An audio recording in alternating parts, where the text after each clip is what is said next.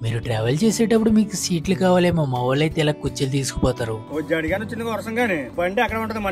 అలా ఎందుకన్నారో ఆ ప్లేస్ కి వెళ్ళాక అర్థమైంది. పొద్దున్నుంచి వర్షం పడతాదేమో, వర్షంలో తిరగడానికి వెళ్దామని కాసు కూర్చున్నా. ఎంత చూసినా పడదే. అసలు ఈ రోజు వెళ్దాం అనుకున్న ప్లేస్ వేరు, వెళ్ళిన ప్లేసెస్ వేరు. ఎన్ని సంవత్సరాలైనా ఈ ముత్తేశ్వరం టు తొత్తరముడి రోడ్డు ఎలానే ఉంటదేంటో మరి. సాన్పిల్లంక రీచ్ అయ్యే టైంకి వర్షం స్టార్ట్ అయింది. సర్లే అని సంబరపడి అంతసేపు లేకుండా ఆగిపోయింది. ఇలాంటి బ్రిడ్జి మీద బైక్ మీద ఎన్నిసార్లు వెళ్ళినా ఫీలే వేరు. మూలపాలెం ఏటిగొట్టి బ్రిడ్జ్ ఎక్కేసాక ఏటిగొట్టి నుంచి కింద పొలాల్లోకి వ్యూ బాగుందని బైక్ దించేసా. కిందకి బాగానే దిగిపోయింది. పైకి ఎక్కదేమో అనుకున్నా కానీ ట్రాక్షన్ కంట్రోల్ ఉండటం వల్ల ఎక్కేసింది.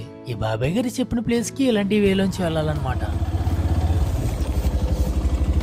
నేను వెళ్ళే మాక్సిమం ప్లేసెస్ కన్నీ రూట్లన్నీ అలాగే ఉంటాయి. కొన్ని మీకు చెప్దాం అంటే ల్యాండ్ మార్కులు కూడా ఉండవు. ఇలాంటి వే నుంచి వెళ్ళాక ఇలాంటి ప్లేసెస్, ఇలాంటి బాబాయ్లు పరిచయం అవుతారు.